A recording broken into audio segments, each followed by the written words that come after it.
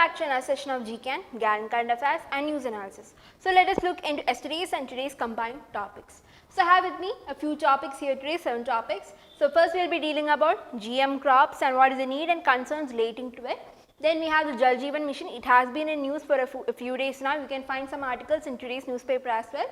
Then India, Middle East, Europe Economic Corridor. This has been introduced in the G20 presidency under India's presidency.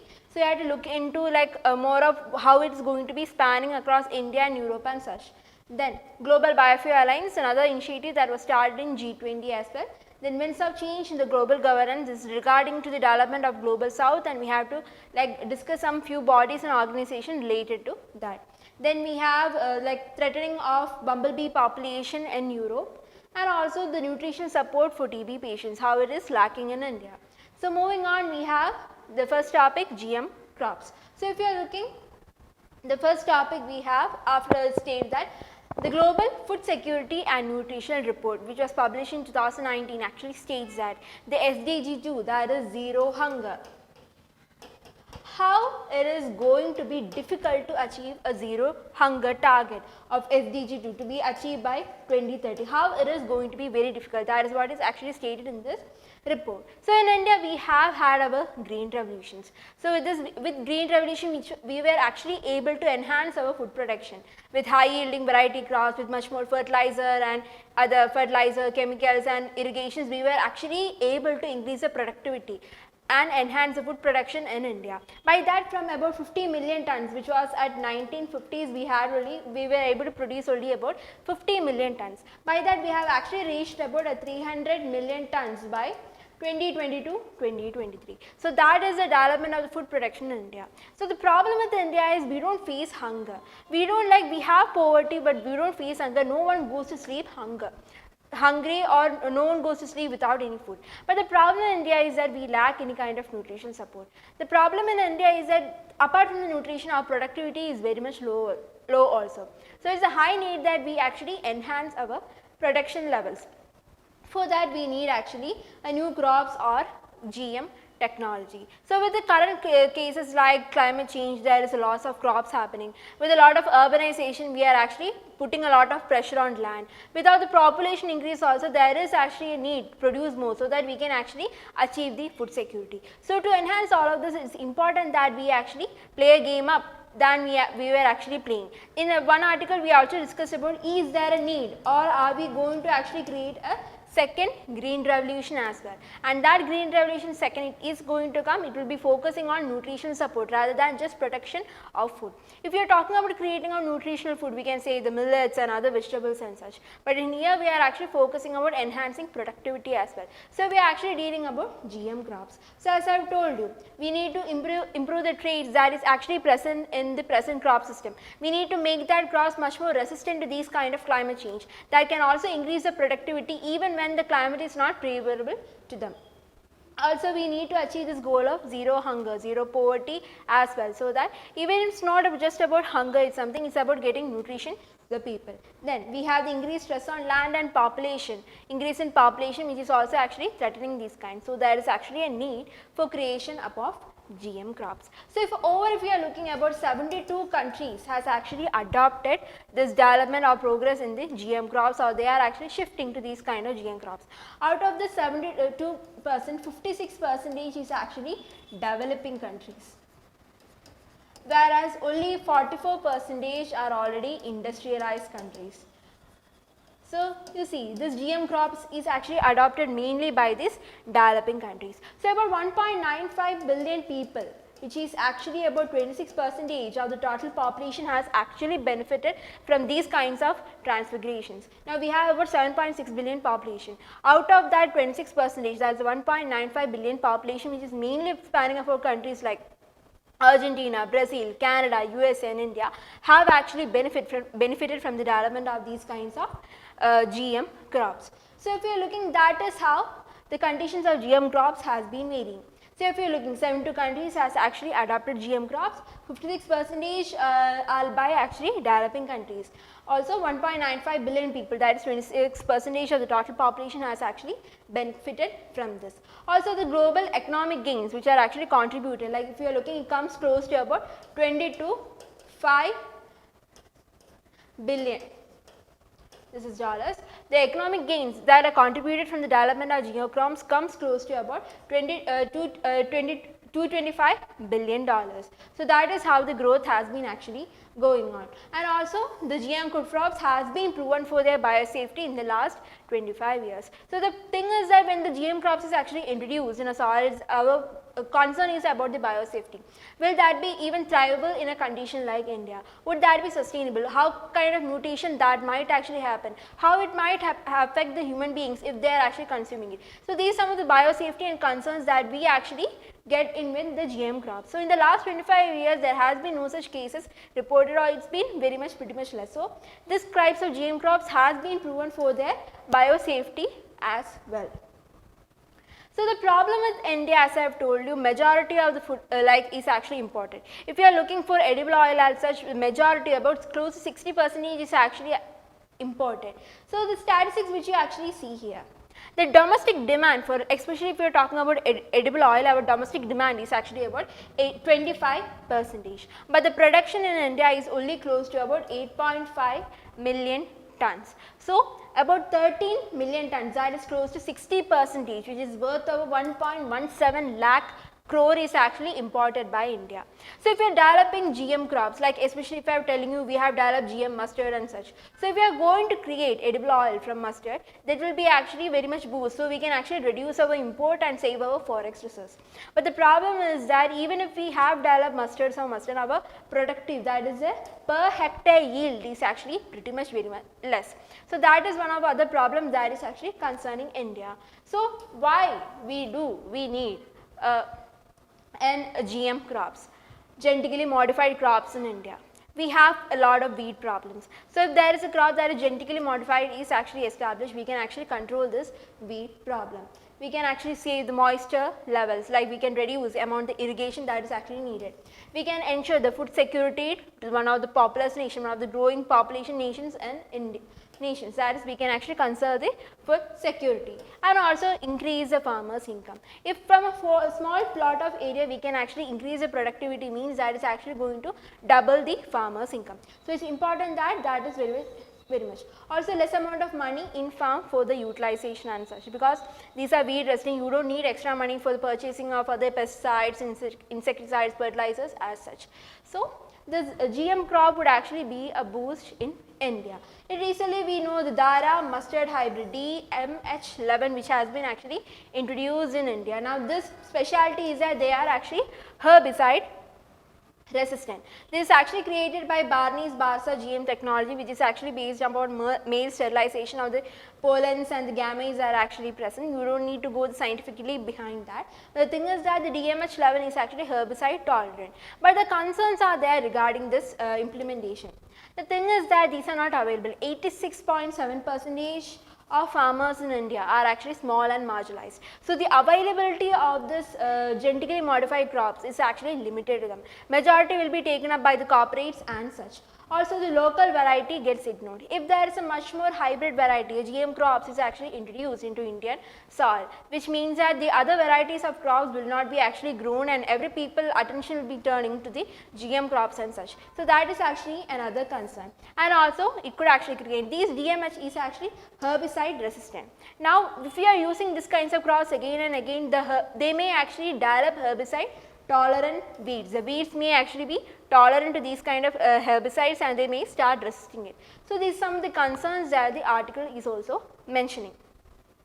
Now moving on, we have the Jal Jeevan missions. So this Jal Jeevan mission was actually launched in 2019 and the main aim is actually to ensure that 55 liters of water per person per day is available to every rural household by 2024. This is also to ensure that there is actually tap connection within all this rural households, so that we can actually ensure that all the households will get the tap water connection. Now this actually creates a Jan Andolan, or to make the people, their water to be making everyone's people priority, and it was organized by the Ministry of Jal Shakti. So this is actually not only focusing about ensuring that the water reaches every person, it also looks into water management, water distribution, ensuring that the demand is actually met. Also about the treatment of grey water, like we know the treatment processes, the sedimentation, the coagulation and such, like it also focus upon the grey water treatment management and also this water management from other sources, water purification, conservation, and also to prevent leakage. So, these some of the criteria that are actually coming under this Jal Jeevan mission. It was started in 2019 by the Ministry of Jal Shakti. These both are important.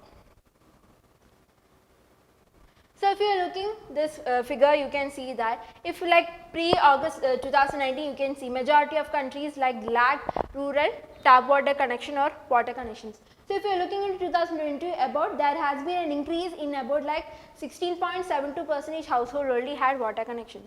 Now, there has been actually increased to about close to 55 to 56% of tap water connections or connections of water supply has been actually ensured into majority of India. Now, that is a great achievement from the part of this Jal Jeevan mission. So, the Jal Jeevan mission not only about reaching about the water supply, it has actually reduced the infant mortality rate as well as the cases of diarrhea cases that is actually present here. The infant mortality rate, the birth like the number of child that dies. So, the reduction of child mortality was about actually 1.36 lakh deaths were actually averted, and the diarrhea cases about 4 lakh was also averted in this case. So, the need is that we can actually also this cost reduce, it actually increases the water security, which means that every person will get the required amount of water they want, so that we can actually ensure more sustainability in that matter. It also ensures gender equality, which means that majority of like if there is no tap water connection, they have to actually travel some to get a water they need, and majorly this task is handled by women.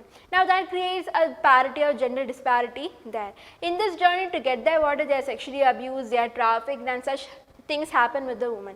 So, there is actually a reduction, that was a cause of major gender inequality. So, if a tap water is available inside their home, they don't have to take up the task of traveling long, or they don't actually witness any kind of sexual assault as such. This created a more of gender equality within them. Also, we can avoid various issues that is relating to the contaminated water.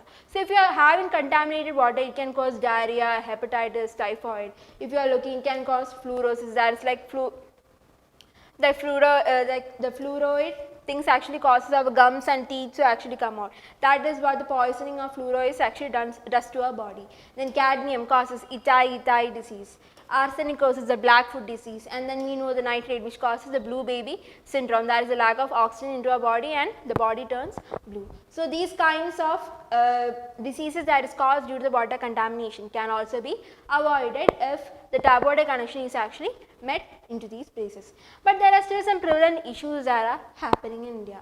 There is actually supply side problem. Even if like it has been ensured, many such areas are still yet to be actually covered into this tap water connection. Also, there is restrictions from the supply side, and also the restrictions of the clean water that is actually coming to them.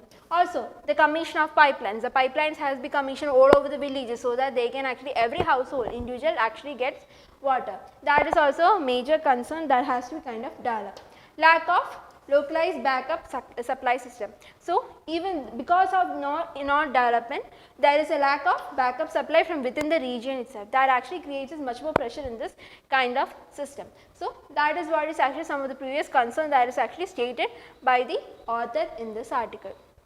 So, Jal Jeevan mission, you need to load the ministry it under some of the needs. What are the success rates? Which success rates from about 16, close to 17% to about 56% has been actually ensured, but still there is actually some problems of implementation side measures that also needs to be addressed. So, that is some concerns that you need to keep in mind.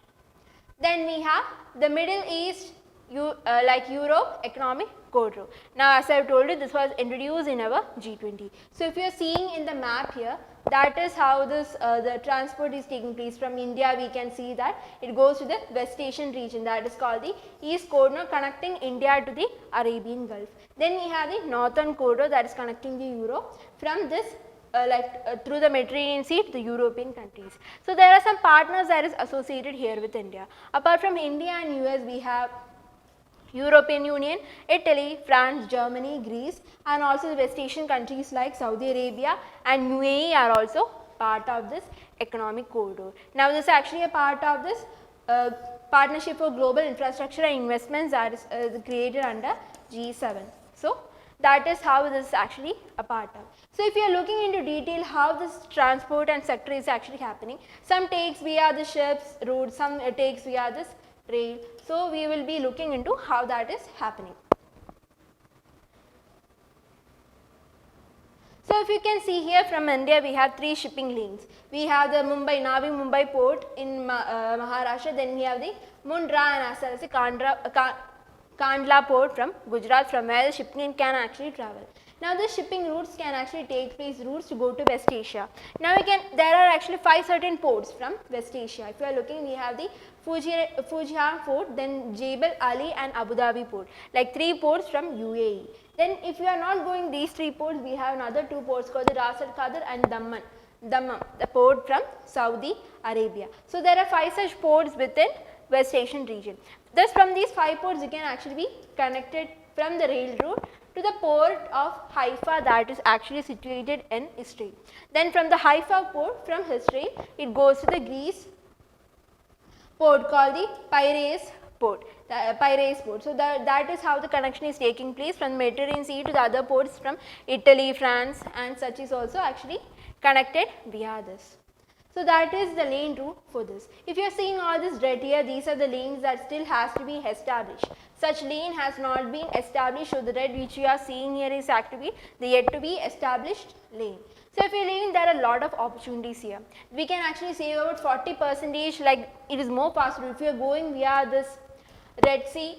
Rather than going via the Red Sea, this will be actually much more 40% faster movement can be ensured via this. Also this will actually reduce the cost, it will reduce the emission levels, it will create a lot of job opportunities. So there is some of the constant statement which you can actually mention or answer anywhere in your main statements. So if you are looking, it reduces the cost, reduces the level of emission, it actually creates a lot of jobs as well. So apart from that, this kind of model integrates all of Asia, Europe and the Middle East. This is the first such model that has been actually created so that it could actually go via this West Asia to Europe, connecting Asia, Europe and West Asia or the Middle East. Also there is infrastructure development that is coming along this way. If you are looking electricity, hydrogen pipelines or other kind of connectivity also you can actually be ensured from this. So remember some of the ports from here which we are going to cover, especially Israel and Greece port. Some of the Saudi Arabian port as well. If you can see, we have the Greece Piraeus port which is actually going to be connected. From India you need to remember 3 ports, that is one is Mundra, Kandla and Mumbai port. This is going to the either Saudi Arabia or UAE area, then by rail route it actually travels to the Israel port called the Haifa port. Then there is also another news article that is actually mentioning in it. All these have some kinds of hurdles as well. If you are seeing all the red line, that is actually yet to be constructed, which means that it will take some time for the development or the implementation of this economic corridor. Another problem is the Chinese factor. So if you are looking at the Chinese factor, this was actually created against the Belt and Road Initiative of China. It is actually seen. Now this project is also nicknamed as Boat and Rail. It's called the Boat and Rail Initiative, which is actually countering China as well. China, we know this actually Belt and Road. So some people has actually nicknamed it as Boat and Rail project also. But the thing is that many of the ports which we see here, apart from the Haifa port, majority is actually owned by the Chinese, and they actually won the bidding for the development of certain ports along it also. If there is no China in this also, the thing is that we can't actually exclude full of China, because the ports which we are actually going to connect also takes the help of China. So the Chinese presence is there if we like it or not. Then increasing handling charge, because there is a lot of transshipment taking place, and the rail charges, we have to create new rail routes and such connecting. So it's actually going to increase the handling charges in the future.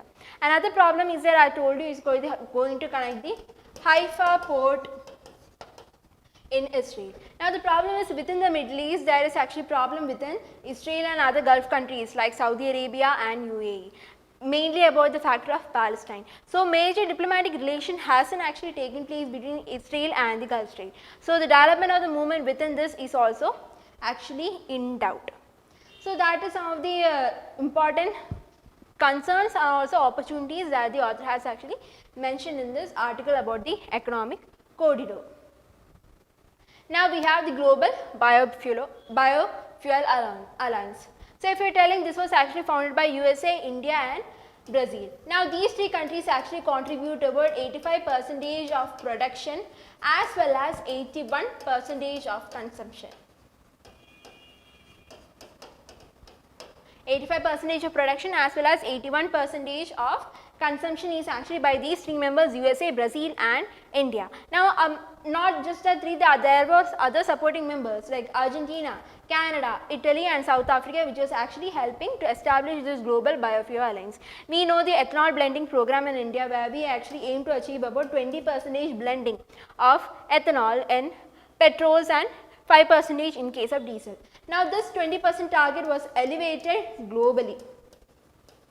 Now many countries will be achieving this ethanol blending in petrol, not just India. So that is the global biofuel alliance that is actually mentioned here about. As per the International Energy Organization, they actually give a particular definition for this biofuels. If you are ever getting a topic about this global biofuel alliance, either you can actually write about the target or about the founding members, the proportion of 85% or 81%, or you can actually mention about a definition that is actually stated by International Energy Agency. Both these introduction will actually fetch you any kind of marks.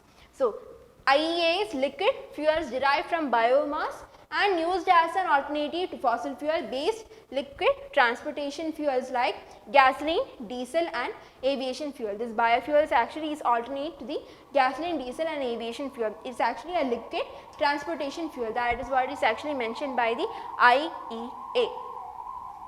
So if you are looking more into this alliance, global biofuel alliance, so the need, why is there is actually, we need to discuss the need, the benefits that is there for India and how it is going to benefit the future as well. So if you are looking in the need, there was COVID, we have seen Russia-Ukraine wars happening, and now this actually created a lot of supply chain shocks here. We needed fuel like coal or natural gas and such petroleum so that the Indian country could run. So because of this lack of fossil fuel, we were actually like there was increase in prices and such, if you could remember back then 1 to 2 years ago. So to ensure supply shock, we need from the fossil fuel, we need to shift to much more cleaner energy, and biofuel offers one such opportunity. Then decreases the carbon emission. Now there is actually an increase in the carbon emission. So if you are adopting to biofuels rather than EVs, last time we talked about EVs, the use of electronic vehicles may be much more cleaner, but the transition from the older vehicle model to e-vehicle model actually releases much more emissions. It creates a lot of emission because we need to industrial production and such. The transition phase actually releases a lot of carbon emission, but that is not the case of biofuels, which is actually much more cleaner and it does not actually emit much more carbon also. And also it will actually create a much more bigger alternative to the long haul transportation that is actually present here. Increase farm income and creating a lot of jobs. Now for the biofuels, we have the first generation, second generation and third generation of biofuels. In the first generation, mainly we use as food crops, that is mainly sugar cane or corn or such. In second generation, we will be using non-food, and the third generation we will be using actually microorganisms.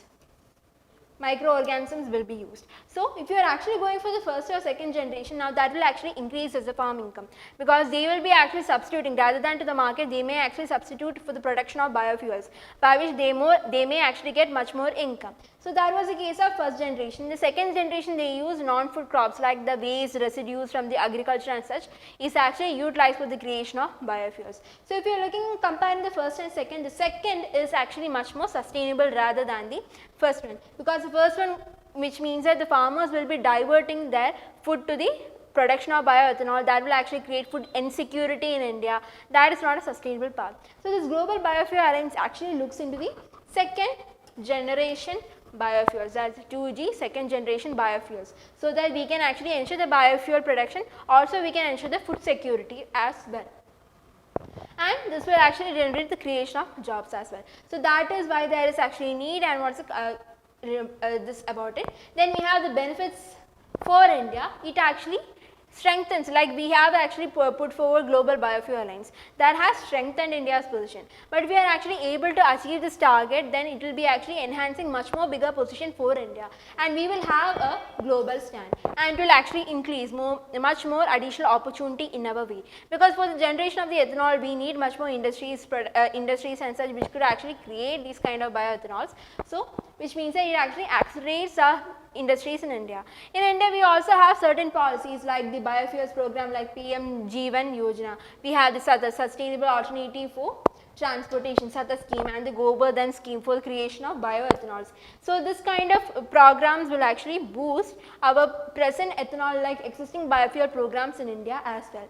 Now presently the ethanol demand is close to about 99 billion. That is the present stances of $99 billion is actually the present stance. But if you are going for another 10 years, this would actually increase to about 162 billion. So that is about a 5.1% jump we can actually ensure we are about by 2032. So that is actually the scope or the benefit we can actually establish from this kind of bioethanol fuel industries. There will be a global jump from about $99 billion to about $162 in the coming future. Like about by 2032, there will be an estimate about $162 billion worth of industry just for the biofuels. So that is the growth that is actually we are aiming in this kind of industry. Now, as I have told you, 85% of the production, 81% of the consumption. Of this, USA actually portrays 52%, Brazil 30%, and India is only 3%. Even if we are the top 3, India is just 3% while compared to the USA and Brazil. So which we can say that we are actually lagging a bit behind the other two partners like USA and Brazil. So there is an actually increased concern for the production of bioethanols in India. So that is on this topic. Moving on, we have the winds of change and global governance. In this, the first thing which you need to know about is the global south. We have the global north. This is the global north. On top of this red line, we have the global north, and the bottom of this line, we have the global south. This line is actually called as the Brandt line. It's a person who has a Brandt is a person who has actually differentiated between the global north and the global south. The global south consists of the developing countries and underdeveloped countries like Latin America, South America, Africa, half of the Asian continent. It does not include Australia. Remember that the global south does not include Australia. So you need to differentiate between these both. Now there are two bodies which you need to know is one is the G77 and United Nations Office for South-South Cooperation. So if you are looking in G77, this was actually created in the United Nations Conference for Trade and Development. So under this G77 was created. This G77 is one of the largest intergovernmental bodies that is actually dealing with the developing nations. So their main aim is that they put up a voice for this global south, and they could actually have one of the future much more like coordinations between the global north as well. So that is one of the aim of G77. This was actually initially signed by 77 developing countries. India is also a member of this G77, and now presently it has about more than 130 members. But this was initially joined and signed. A joint declaration was signed by about 77 countries, which is developing countries. So this is actually known as G77. Apart from G77, there is also UN Office for South-South Cooperation, which looks into the cooperation between the global south, so they can actually enhance much more productivity. So if you are looking in the next slide, we can see like this G77, as I have told you, is an intergovernmental organization. A joint declaration was signed by about 77 countries, also including India. This was first session of the United Nations Conference for Trade and Development that was in Geneva. So the objective is to ensure the developing world's collective interest. UN Office for South-South Cooperation was established by the United Nations General Assembly in about 1976 to enhance and improve the multilateralism between the developing countries, the developed nation, and other multilateral organization that is actually first aim. So these are some of the two bodies which you actually need to know from this article.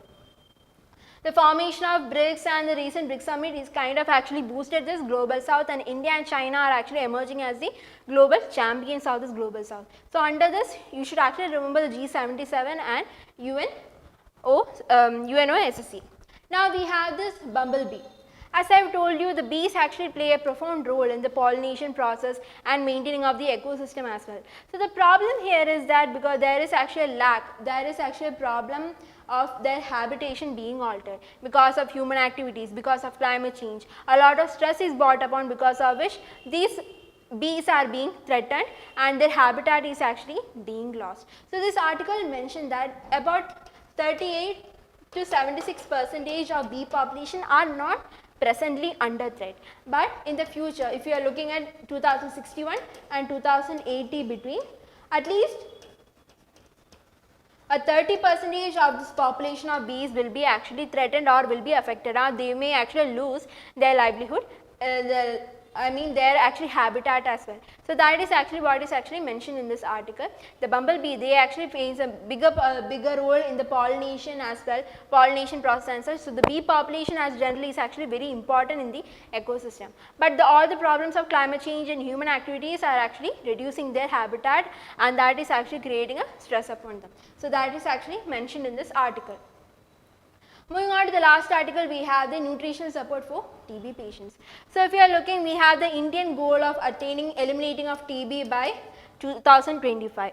There is goal of WHO to actually eliminate TB by 2030. But the problem that India faces is that India, Indonesia, Philippines country, they contribute to about 76% of the global TB accounts in this area, and of that actually India actually witnessed about 45% of the cases in India because are caused due to the undernourishment. So if you are looking, undernourishment is the main cause of about 55% of the TB in India, and about 45% of people of India are undernourished, and they are actually accounting every year. About 1.2 million people are nearly increasing TB cases every year. So that is actually mentioned in this article. So nutrition, like even if their TB is very important that they get the nutrition food, so they can actually come out of this TB. But the problem in India is the people are not getting any kind of nutrition, so that the cycle is still completing. So there is some initiative that has been brought up by the government, like the Nikshaya Poshan Yojana, Nikshaya Mitra as such. Under the Nikshaya Poshan Yojana, it's actually direct benefit transfer. The person will be actually given about 500 rupees so that they can actually get the medicines or the nutritious food they actually require. So that is the Nikshaya Poshan Yojana. This will be actually credited into their bank account, so they actually spend this 500 rupees on the nutritious food. Then we have Nikshaya Mitra. Now this is actually aimed to create TB Mukt Bharat Abhiyan. That is to achieve this TB Mukt Bharat Abhiyan, this Nikshaya Mitra was actually created. Under Nikshaya Mitra, there is three initiatives: the nutrition, additional diagnosis, as well as the vocational support is also mentioned under this. So these three are actually mentioned, these two are actually mentioned as to ensure nutritional support to this TB patients. But the problem is that there is actually implementation issues. So if you are looking at 2.4 million population of TB cases are there in India, only 1.6 million, close to about 66% of people actually get any kind of benefit from this. And this benefit is actually, they get this benefit only for a few months. At least 1 month or 2 months only they actually got any kind of benefits from Nikshaya Patra Yojana or Nikshaya Mitra. So there is actually a lot of implementation issues that is happening within. So that is also highlighted by the article. How nutrition is actually important to eliminate TB, and also how this policies the government put forward, even if they are good, they should be actually implemented properly, so that we can actually eliminate this TB, and we can actually achieve this TB Mukt Bharat or eliminate the TB by 2025 as per the Indian goals. So that is what is actually highlighted in this article. So that is it for today. It has been a lengthy session from yesterday's and today's news. So that is it. We will be meeting again tomorrow with new current affairs. Thank you and have a nice day.